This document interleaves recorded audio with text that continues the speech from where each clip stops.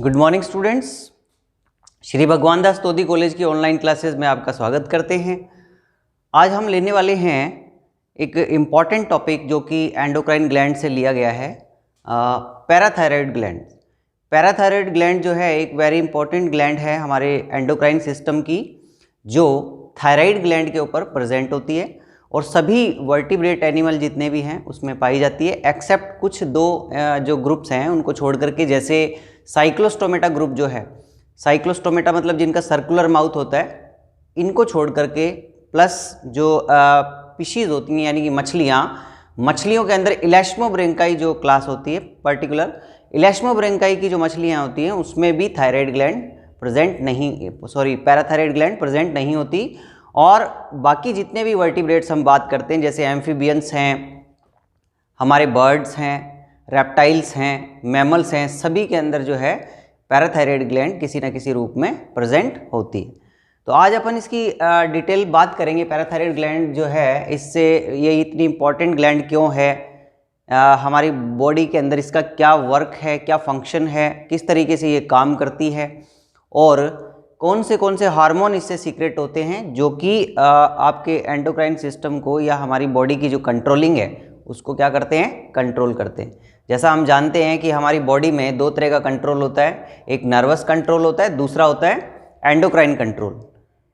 तो endocrine system से या एंडोक्राइन ग्लैंड के द्वारा जो बॉडी के ऊपर कंट्रोल होता है उसको अपन क्या कहते हैं, हार्मोनल कंट्रोल कहते हैं या एंडोक्राइन कंट्रोल कहते हैं। तो ये कुछ ग्रंथियां मिलकर के किस प्रकार हार्मोन्स के द्वारा शरीर को कंट्रोल करने का कार्य करती है, उसी में आज की हमारी जो ये ग्रंथि रखी गई है पैराथायराइड ग्लैंड, इसकी अपन विस्तार से बात करने वाले हैं। तो चलिए, जैसा मैंने कहा कि पैराथायराइड ग्लैंड जो है ये थायराइड ग्लैंड के ऊपर प्रेजेंट होती है मनुष्य की बात करें तो।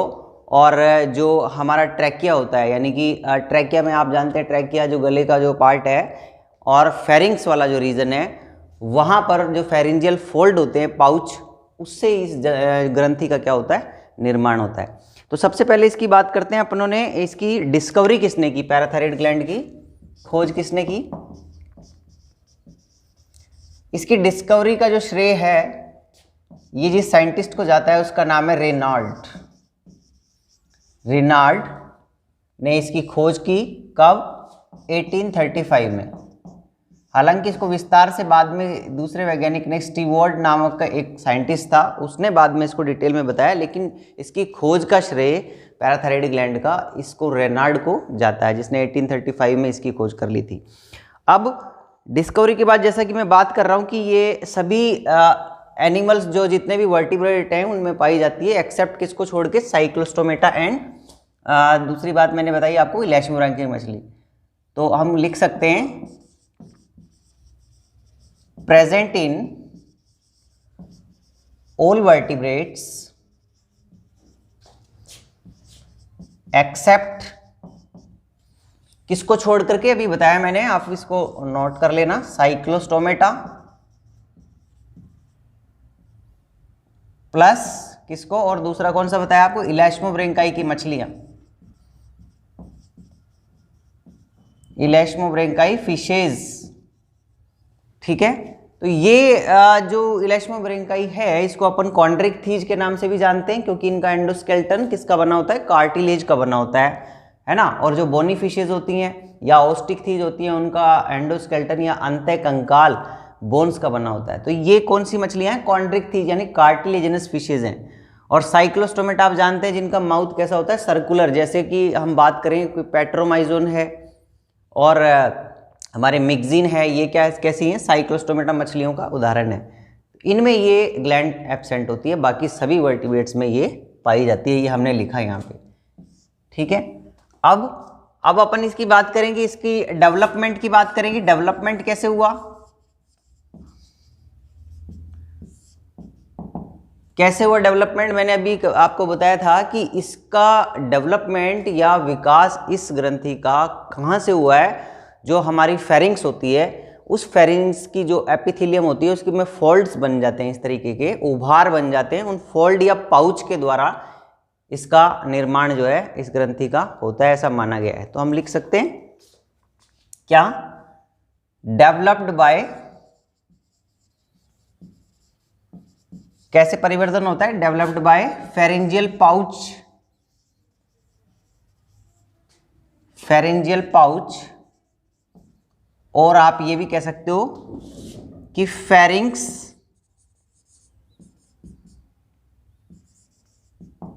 एपिथेलियम, या फेरिंग्स की जो वॉल होती है उसमें उभार उत्पन्न हो जाता है। उन उभारों के कारण इस ग्रंथि का निर्माण हो जाता है, और जैसा कि मैंने कहा कि थायराइड ग्लैंड के ऊपर प्रेजेंट होती है। ठीक है, तो ये मनुष्य के अंदर अगर बात करें तो हम कितनी होती है? 2 पेयर पाई जाती है, 2 जोड़ी पाई जाती है। अभी मैं डायग्राम बनाता हूं तो आपको क्लियर हो जाएगा कि किस तरह से फेरिंग्स के ऊपर ये स्थित है, ट्रैकिया से जस्ट ऊपर। इसके बाद अपन इसकी स्ट्रक्चर की बात करते हैं। स्ट्रक्चर की अगर बात करें तो देखिए, जैसे मैंने कहा कि किस तरह की दिखाई देगी ये, एक बार इसको देख लेते हैं अपन।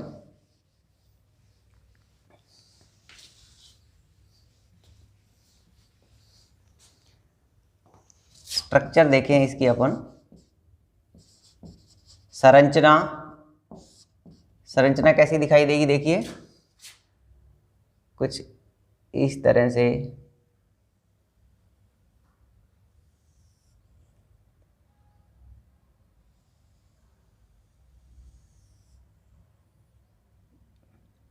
यहाँ पे मान लीजिए इस तरीके से ये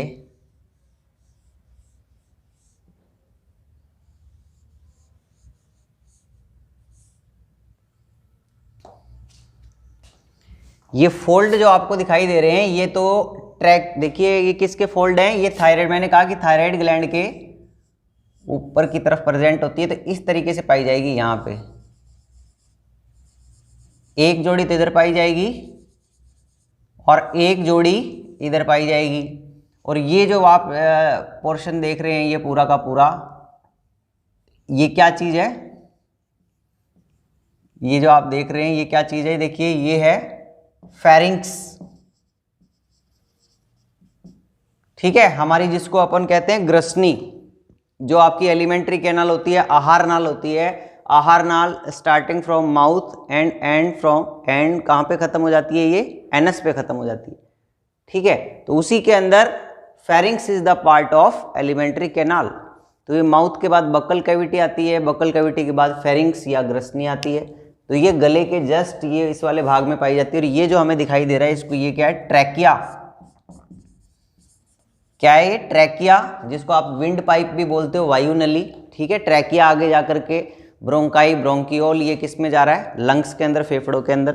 तो ये हमारे गले के अंदर जो ये ट्रैकिया आप देख रहे हो, इस गले के और फेरिंग्स वाले रीजन पे ये थायराइड ग्लैंड प्रेजेंट है। ये कौन सी ग्रंथि है? Thyroid gland. इस थायराइड ग्लैंड के ऊपर ये जो आपको दिखाई दे रही है, ये है हमारी पैराथायराइड ग्लैंड, जिसकी हम बात कर रहे हैं। कौन सी ग्रंथि है जिसके बारे में आज हम पढ़ रहे हैं? पैराथायराइड ग्लैंड के बारे में। तो थायराइड ग्लैंड पे ही पाई जाने वाली है। और कितनी होती है? ये मनुष्य की बात कर रहे हैं, ये अपनों ने बनाई है, जो मनुष्य के कंटेक्स्ट में बनाई है। दिखाई दे रही है हमें दोनों तरफ, इस तरफ भी, राइट में और लेफ्ट में, दोनों तरफ 2 पेयर। ठीक है, तो कितनी प्रेजेंट होती है मनुष्य में? 2 पेयर या 2 जोड़ी हमें दिखाई दे रही है। इसकी संरचना है। अब इसमें अगर हम इसका टीएस करते हैं तो हमें इसमें 2 तरह की सेल्स जो हार्मोन्स का प्रोडक्शन करती है, इससे जो हार्मोन निकलता है पीटीएच, अभी पैराथोरेसिक हार्मोन, जो भी मैं बताऊंगा आपको कि क्या चीज़ है वो। तो उसमें जो हार्मोन सीक्रेट हो रहा है वो कौन कौन सी सेल्स हैं? तो इसमें मुख्यतः जब इसका टीएस करते हैं तो हमें 2 प्रकार की सेल्स इसमें नजर आती हैं। स्ट्रक्चर की बात करें तो कौन कौन सी कोशिकाएं नजर आती हैं? पहली कोशिकाओं को हम बोलते हैं प्रिंसिपल सेल्स, और इन्हीं को क्या बोला जाता है? Chief sales. ठीक है, प्रिंसिपल सेल भी कह सकते हैं और चीफ सेल भी कहते हैं। और दूसरी सेल्स होती हैं ऑक्सीफिल या इयोसिनोफिल सेल्स। दूसरी होती है हमारी ऑक्सीफिल्स या कौन सी सेल्स? इयोसिनोफिल सेल्स। ठीक है, इस तरीके से ये 2 प्रकार की कोशिकाएं हैं जो इस तरह का पीटीएच हार्मोन जो होता है यहाँ से निकलता है इस ग्रंथि से, उसका फॉर्मेशन में क्या करती हैं? भाग लेती हैं। तो ये एक सिंपल सी हम स्ट्रक्चर की इसकी बात कर सकते हैं कि कहाँ प्रेजेंट होती है और क्या इसका स्ट्रक्चर हमें किस तरह की ये दिखाई देती है। चलिए अब बात करते हैं अपन कि इससे कौन सा हार्मोन सीक्रेट होता है। पर्टिकुलर हार्मोन्स की बात करते हैं जो कि उसी के द्वारा ये हमारे सिस्टम को या बॉडी को कंट्रोल करने का काम करती है। तो अपन हार्मोन की बात करें, हार्मोन कौन सा सीक्रेट होता है पैराथायराइड ग्लैंड से, इसे सीक्रेट होने वाला हार्मोन कहलाता है पीटीएच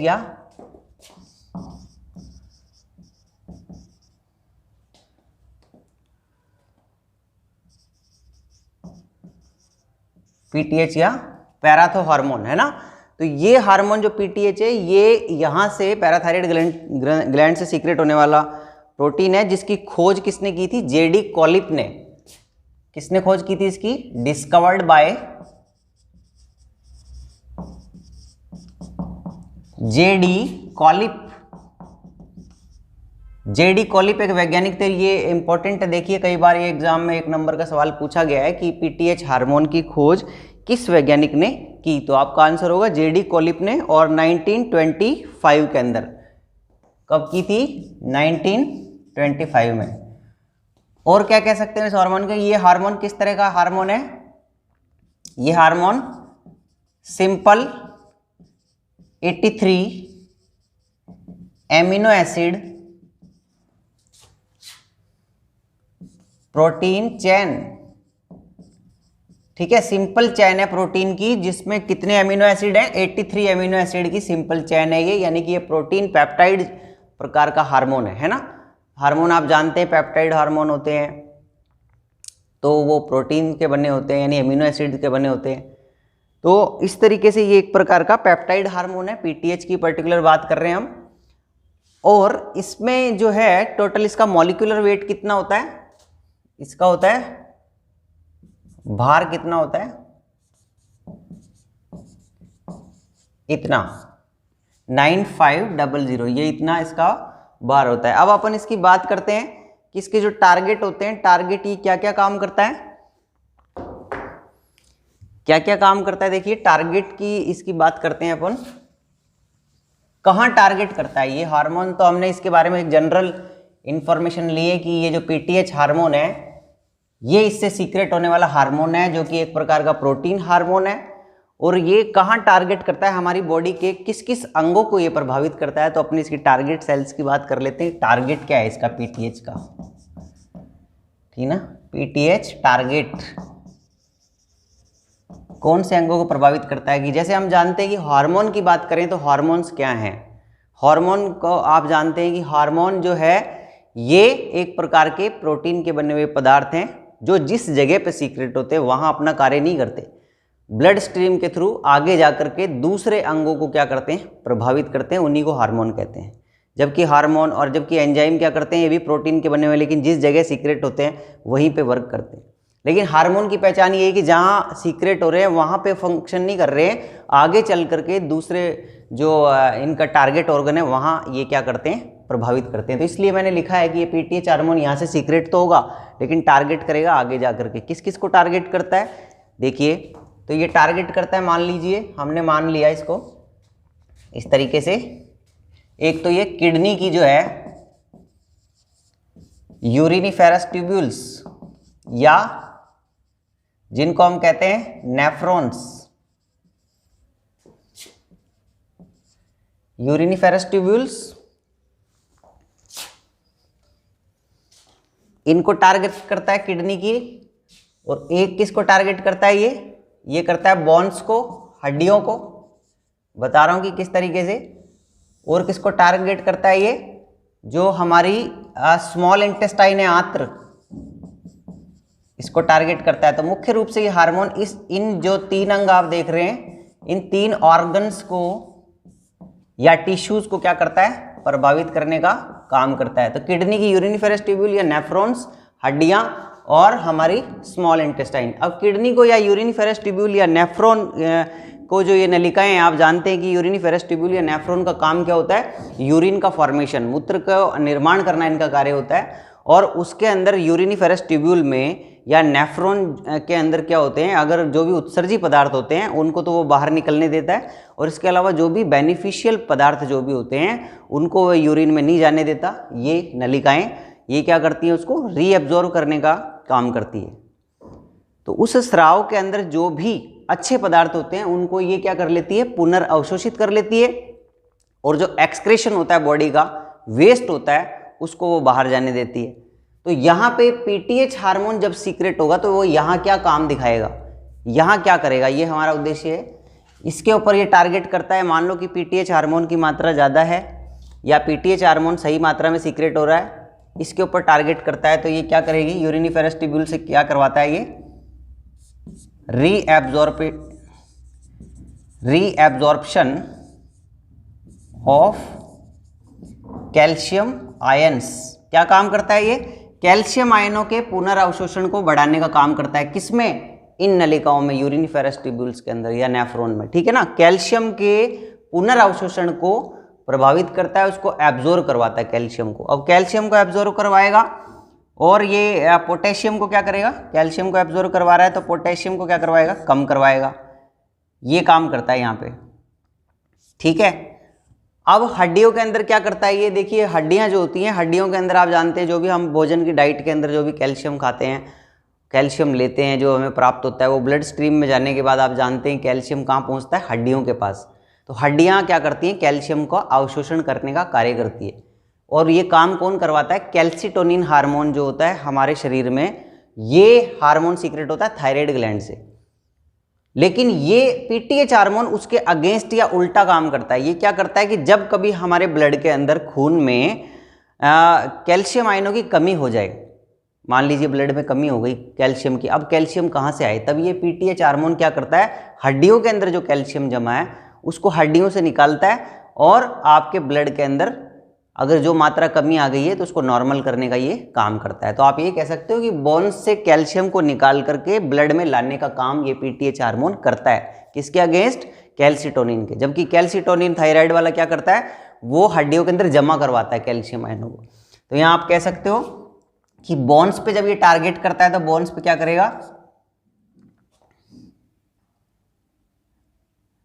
क्या करेगा, increase calcium ion in blood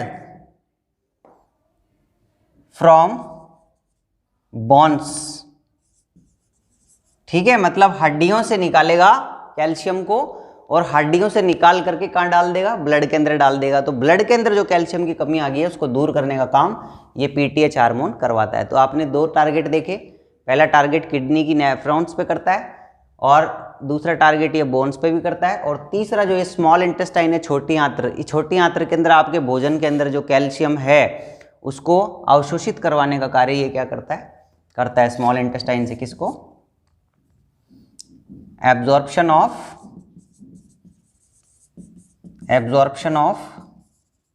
calcium ion from food, भोजन से कैल्शियम आयन जो आए हैं उनको अवशोषित करवाने का ये क्या करेगा, कार्य करता है, कंट्रोल करता है एब्जॉर्प्शन पे। और कैल्शियम के साथ साथ ये फास्फोरस को भी भोजन से क्या करवाता है, वो करता है, फास्फोरस के भी करता है ये फास्फोरस एब्जॉर्प्शन, ठीक है। कैल्शियम को तो करेगा ही करेगा, और ये फास्फोरस को भी साथ साथ क्या करता है, एब्जॉर्प्शन करवाने का कार्य करता है उसको, है ना, भोजन से, ठीक है। तो ये तीन हमने सॉफ्ट जो इसके टारगेट देखे। इसके अलावा अब अपन इसकी बात करते हैं हाइपोपैराथायराइडिज्म, इससे जो बीमारियां हो जाती हैं उसकी बात कर रहे हैं अपन।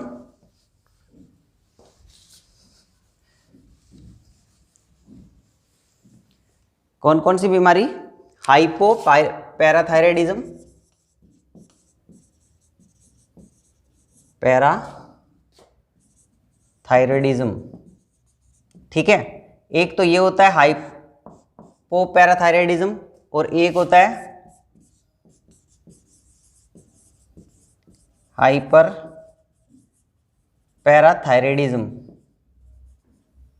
ठीक है। हाइपोपैराथायराइडिज्म का मतलब है कि जब इस पीटीएच हार्मोन की क्या हो जाती है, कमी हो जाती है। हाइपो मीन्स कम होना, तो कमी हो जाती है पीटीएच की तो क्या क्या प्रभाव होते हैं, कौन सी बीमारियां हो जाती हैं। तो एक वेरी इंपॉर्टेंट डिजीज है टिटेनी या टिटेनस जिसको बोलते हैं, जिसके अंदर जिसको लॉकिंग जॉ भी बोलते हैं, हमारे जो जबड़े होते हैं ये क्या हो जाते हैं, लॉक हो जाते हैं। तो इसलिए इस बीमारी को लॉकिंग जॉ भी कहते हैं, टिटेनी, जो इस हार्मोन की कमी से, पैराथायराइड हार्मोन की कमी से होने वाली एक इंपॉर्टेंट बीमारी है जो जनरली हमें देखने को मिलती है। मसल्स, आपकी जो मांसपेशियां वो भी क्या हो जाती हैं, अकड़ जाती हैं, ऐंठ जाती हैं। तो हाइपोपैराथायराइडिज्म क्या है, पीटीएच हार्मोन की क्या होना, कमी होना। जब इसकी कमी हो जाएगी तो बीमारी का नाम क्या है, मैंने बताया टिटेनी, ये नोट कर लेना आप, बहुत ही इंपॉर्टेंट बीमारी है जिसको अपन किस नाम से जानते हैं, लॉकिंग जॉ। आपके जबड़े लॉक हो जाते हैं और साथ में मसल्स जो होती है वो ऐंठ जाती हैं। और क्या क्या होता है इसमें, ब्लड प्रेशर, रेस्पिरेट, सलाइवा, सब कुछ बढ़ जाता है। ब्लड प्रेशर बढ़ जाएगा, ठीक है। सलाइवा यानी कि आपकी जो लार है, सलाइवा सीक्रेशन भी क्या हो जाता है, लार बहुत ज़्यादा निकलने लग जाती है, बढ़ जाती है। इसके अलावा रेस्पिरेटरी रेट, श्वसन दर आपकी बहुत तेज़ हो जाएगी। आपका हार्ट बीट जो है, हार्ट बीट HB, ये भी क्या हो जाएगी, बहुत तेज़ हो जाएगी, बढ़ जाएगी। सारी क्रियाएं, मेटाबॉलिज्म क्या हो जाता है, काफ़ी तेज़ हो जाता है। इसके अलावा टेम्परेचर भी क्या हो जाएगा, बढ़ जाएगा। और हाइपर पैराथायराइडिज्म में क्या क्या होता है, ब्लड के अंदर क्या होता है, पीटीएच की अधिकता हो जाती है तो प्यास जो होती है, थर्स्ट, वॉमिटिंग, हंगर, ये सारी चीज़ें क्या हो जाती हैं, बहुत ज़्यादा बढ़ जाती हैं। तो इसमें देखिए हाइपर पैराथायराइडिज्म में जो मैं बात कर रहा हूँ, हाइपर पैराथायराइडिज्म में क्या होगा, हाइपर पैराथायराइडिज्म में पीटीएच हार्मोन की क्या हो जाती है, अधिकता हो जाती है ब्लड के अंदर। तो ये जब अधिक हो जाता है पीटीएच, तो अधिक होने से क्या क्या प्रभाव पड़ता है, हाइपर मीन्स मैंने अभी कहा ना, काफ़ी ज़्यादा हो जाता है ये पीटीएच हार्मोन का सीक्रेशन, ज़्यादा हो जाता है ब्लड के अंदर पीटीएच, तब क्या क्या समस्याएं देखने को मिलेंगी आपको।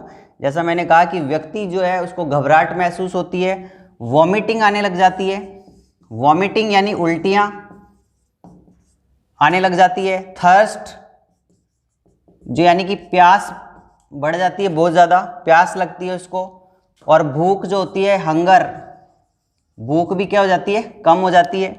तो ये कुछ लक्षण आप देख रहे हैं, ये हाइपर पैराथायराइडिज्म में जब ये पीटीएच हार्मोन बहुत ज़्यादा आपके ब्लड में सीक्रेट होने लग जाता है, तब ये समस्याएं देखने को मिलती हैं। उल्टी, जी मचिलाना, और प्यास बहुत तेज़ लगती है, बार बार पानी की डिमांड करता है पेशेंट, और जो भूख है, भूख उसकी कम हो जाती है। और बाकी भी आप देख सकते हैं काफ़ी इस तरह के लक्षण नज़र आते हैं, जिससे क्या होता है, अगर ये लंबे समय तक बना रहता है तो व्यक्ति की मृत्यु हो सकती है। और ये जो आपको कमी से इसकी जो टिटेनी बीमारी बताई है, ये बहुत इंपॉर्टेंट है, कई बार ये सवाल पूछा जा चुका है। तो इसके जो लक्षण हैं आपको ध्यान रखने हैं, जबड़े लॉक होना, मसल्स का ऐंठ जाना, मांसपेशियों का अकड़ना, लार, जीभ से जो लार निकलती है ना, उस लार का सीक्रेशन बढ़ जाता है, निकलती रहती है, लार निकलती रहती है बिना मतलब, ब्लड प्रेशर हाई हो जाता है, रेस्पिरेटरी रेट ज़्यादा हो जाती है, श्वसन दर तेज़ हो जाती है, हार्ट बीट तेज़ हो जाती है, टेम्परेचर ज़्यादा हो जाता है। ये कुछ ऐसे लक्षण हैं जिनसे हम पहचान सकते हैं कि ये जो है टिटेनी डिजीज़ है। सो हमने आज पैराथायराइड ग्लैंड के बारे में, आपके जो सेकेंड ईयर के अंदर जो एंडोक्राइन सिस्टम है उसके जितना सिलेबस के अकॉर्डिंग जो है हमने इसकी स्टडी की, डेवलपमेंट कैसे हुआ, स्ट्रक्चर कैसी है, कौन सा हार्मोन इससे निकलते हैं, और हमारे शरीर के कौन कौन से भागों को प्रभावित करने का कार्य करते हैं। So thank you all of you.